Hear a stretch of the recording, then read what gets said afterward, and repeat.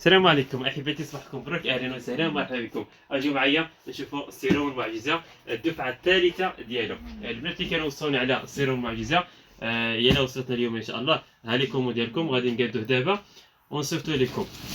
بسم الله، اللهم بارك وزد في ذلك.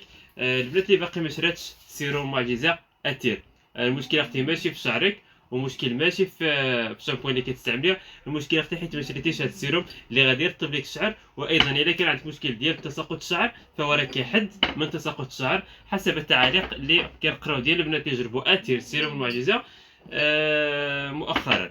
المهم حاليا راه كاينه 100 بياسه فيها واحد 12 بعدا راه تباعت لواحد السيد غادي يبيعها جمله، غادي نخلي ليه 12 ديالو. الناس مالو مكياج اللي باغيين ياخذوا الثمن جمله. كاينه اثمنه تشجيعيه، مرحبا بكم تواصلوا معنا.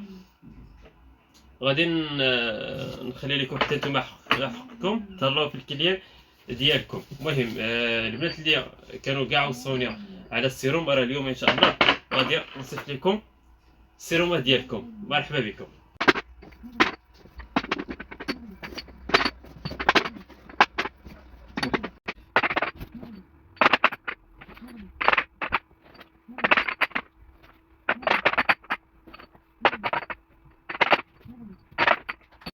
بالنسبه للبنات اللي غادي يشوفوا هذا الفيديو لاول مره، اللي ما عندهمش معلومات على سيروم اتير سيروم المعجزه، هذا السيروم من بين المكونات الاساسيه ديالو هو اكليل الجبل. وكما كنعرفوا اكليل الجبل فهو راه معروف انه كيقوي الشعر وايضا كيرطب الشعر. بالنسبه للطريقه ديال الاستعمال ديالو فهو راه ممكن يستعملوه الرجال ونساء حتى البنات الصغارين من 5 سنين الفوق. الطريقه ديال الاستعمال ديالو الا بغيتي الترطيب فهو كيتستعمل بالبلاك بحال ديك السيروم ديال فيسوا الا عقلتوا عليه.